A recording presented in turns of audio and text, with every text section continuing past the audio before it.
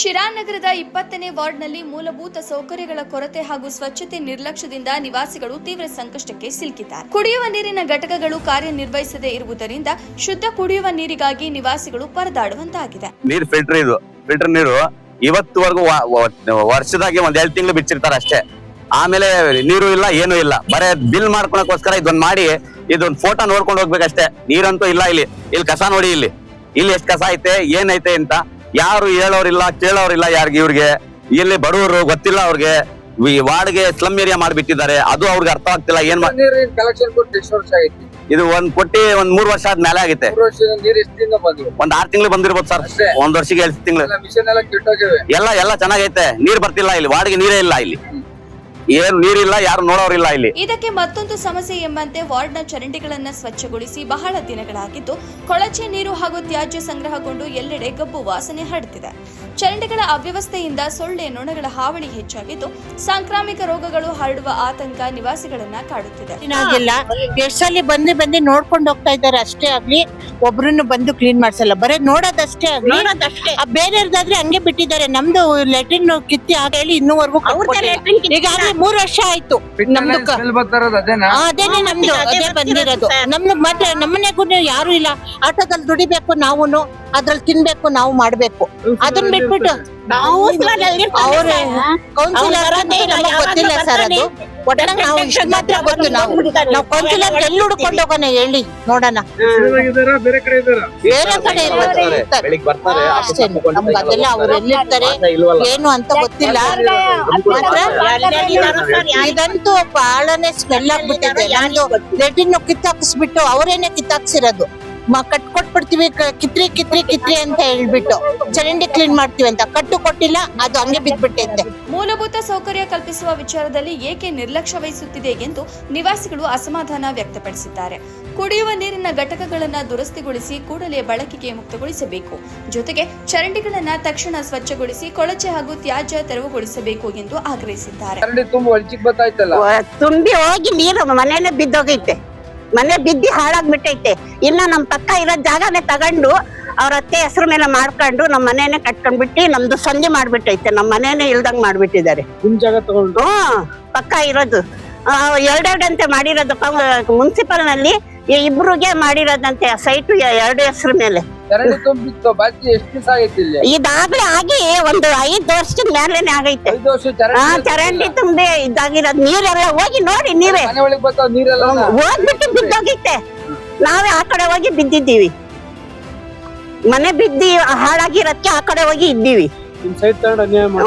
ಮಾಡಿದ್ದಾರೆ, ಅನ್ಯಾಯ ಮಾಡಿದ್ದಾರೆ. ಏನ್ ಹೇಳ್ತಾರೆ, ಮಾಡಿಸ್ತೀವಿ, ಇವತ್ ಮಾಡಿಸ್ತೀವಿ, ನಾಳೆ ಮಾಡಿಸ್ತೀವಿ ಅಂತಾರೆ. ಅವ್ರಿಗೇನ್ ಬರ್ತಾರೆ ಹೋಗ್ತಾರೆ, ನಾವ್ ಒಳಿಕಿರ್ತೀವಿ. ಯಾವಾಗ್ಲೂ ಹೋಗ್ತಾರೆ. ನಾವೇನ್ ರೋಡ್ ಮೇಲೆ ಕುತ್ಕೊಳಕ್ ಆಗುತ್ತಾ? ಇಲ್ಲಿ ಕುತ್ಕೊಳಕನ ಆಗುತ್ತಾ? ನೋಡಿ ನೀವೇ, ನೋಡಿ ನೀವೇ. ಆ ಬಾಕ್ಲು ಬಿಚ್ಚಿ ನಾವ್ ಒಳಕ್ ಹೋಗಕ್ ಆಗ್ತಾ ಇಲ್ಲ. ಸೊಳ್ಳೆ ಅಲ್ಲಿ ಒಂದ್ ಗಾಡಿ ನಿಲ್ಸಕ್ ಕೊಡಲ್ಲ. ಆ ಕಡೆ ಈ ಕಡೆನೆ ನಾವ್ ಗಾಡಿ ನಿಲ್ಲಿಸ್ಬೇಕು. ಎಲ್ಲಿ ಹೋಗ್ಬೇಕು ನಾವು? ಆ ಮನೇನು ಕಟ್ಬಿಟ್ಟು ನೋಡ್ಬರ್ರಿ ಆ ಕಡೆ ಬೇಕಾದ್ರೆ. ನಗರಸಭೆಗೆ ಅನುದಾನ ಏನ್ ಬರ್ತಾಯ್ತೋ ಏನ್ ಹೋಗ್ತಾಯ್ತೋ ತಿಂತಾ ಇದ್ದಾರೆ ಅವರೇ. ವಾರ್ಡ್ನ ಸಮಸ್ಯೆಗಳ ಬಗ್ಗೆ ಸ್ಥಳೀಯ ನಗರಸಭೆ ಸದಸ್ಯರು ಹಾಗೂ ಅಧಿಕಾರಿಗಳು ಹಲವು ಬಾರಿ ಗಮನ ಹರಿಸಬೇಕೆಂದು ಮನವಿ ಮಾಡಿದ್ರು ಸಮಸ್ಯೆಗಳಿಗೆ ಶಾಶ್ವತ ಪರಿಹಾರ ದೊರೆತಿಲ್ಲ ಎಂಬುದು ನಿವಾಸಿಗಳ ಆರೋಪವಾಗಿದೆ. ರೋಗ ಹರಡಿದ ಬಳಿಕ ಎಚ್ಚೆತ್ತುಕೊಳ್ಳುವ ಬದಲು ಮುನ್ನೆಚ್ಚರಿಕೆ ಕ್ರಮವಾಗಿ ಈಗಲೇ ಸ್ವಚ್ಛತಾ ಕಾರ್ಯ ಕೈಗೊಳ್ಳಬೇಕು. ನಗರಸಭೆ ಅಧಿಕಾರಿಗಳು ಹಾಗೂ ಜನಪ್ರತಿನಿಧಿಗಳು ಇನ್ನಾದರೂ ನಿರ್ಲಕ್ಷ್ಯ ಬಿಟ್ಟು ವಾರ್ಡ್ಗೆ ಭೇಟಿ ನೀಡಿ ಕುಡಿಯುವ ನೀರು ಮತ್ತು ಸ್ವಚ್ಛತೆ ಸೇರಿದಂತೆ ಅಗತ್ಯ ಮೂಲಭೂತ ಸೌಕರ್ಯಗಳನ್ನು ತಕ್ಷಣ ಒದಗಿಸಬೇಕು ಎಂದು ನಿವಾಸಿಗಳು ಒತ್ತಾಯಿಸಿದ್ದಾರೆ. ಸರ್, ಜಯಚಂದ್ರ ಸಾಹೇಬ್ರಿಗೆ ಹೇಳಿದ್ರೆ ಜಯಚಂದ್ರ ಸಾಹೇಬ್ರದ್ದು ಏನಿಲ್ಲ. ಅವರು 7 ಸತಿ 10 ಲಕ್ಷ ರೂಪಾಯಿ ಹಾಕಿದ್ದಾರೆ. ಸ್ಪೆಷಲ್ ಗ್ರಾಂಡ್ ಅಂತ ಅವ್ರದ್ದು.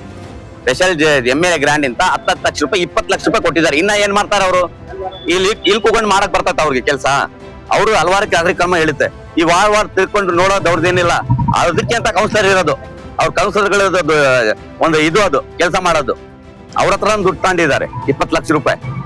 ಆದ್ರೆ ಏನು ಕೆಲಸ ಆಗಿಲ್ಲ. ಇಲ್ಲಿ ವಾರ್ಡ್ ನಂಬರ್ 20ರಾಗೆ ಹಲವಾರು ಕೆಲಸಗಳೈತೆ.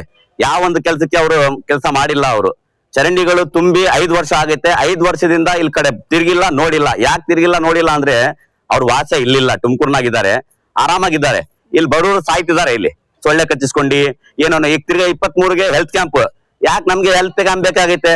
ನಾವು ಸ್ವಚ್ಛತೆ ಇದ್ರೆ ಅದೇ ಒಂದ್ ಜಾಸ್ತಿ ನಮ್ಗೆ ಎಲ್ಲಾರ್ಗು ಒಂದ್ ಗುಣ. ಹೇಳ್ಬೇಕಾಗಿದ್ರೆ. ಹಂಗೆ ನಮ್ಮ ನಗರ ಉತ್ಖನದ ದುಡ್ಡು ಬಂದೈತೆ, ಅದೇನು ಅಭಿವೃದ್ಧಿ ಮಾಡಿಲ್ಲ. ಅನುದಾನ ಅದೇ ನಗರ ಉತ್ತದ್ದು ಅದೇ ನಗರ ಉತ್ತದ್ದು ಒಂದು 20 ಲಕ್ಷ ರೂಪಾಯಿ ಬಂದೈತೆ. ಹಾಗೆ ಫೈನಾನ್ಸ್ 14 ಫೈನಾನ್ಸ್ 15 ಅದು ದುಡ್ಡು ಬಂದೈತೆ. ಮೈನಾರಿಟಿದು 25 ಲಕ್ಷ ರೂಪಾಯಿ ಬಂದೈತೆ. ಹಾಗೆ ನಮ್ಮ ಶಾಸಕರಾದ ಟಿ.ಬಿ. ಜಯಚಂದ್ರ ಅವರು ಸ್ಪೆಷಲ್ ಗ್ರಾಂಡ್ ಅಂತ 7 ಸತಿ 10 ಲಕ್ಷ ರೂಪಾಯಿ ಕೊಟ್ಟಿದ್ದಾರೆ. ಅದ್ ಯಾವುದೋ ಒಂದು ಕಾರ್ಯಕ್ರಮ ಇಲ್ಲಿ ಒಂದು ಕೆಲಸವನ್ನು ಮಾಡಿಲ್ಲ. ನಾವು ಜಯಚಂದ್ರ ಸಾಹೇಬ್ರಿಗೆ ಇಷ್ಟೇ ಕೇಳ್ಕೊಳೋದು, ಬಹಳಷ್ಟು ಜನ ನೊಂದ್ಕೊಂಡಿದ್ದಾರೆ. ಅವ್ರೊಂದ್ ಸ್ವಲ್ಪ ನಮ್ಮ ವಾರ್ಡ್ ಗಮನ ಕೊಡಬೇಕು.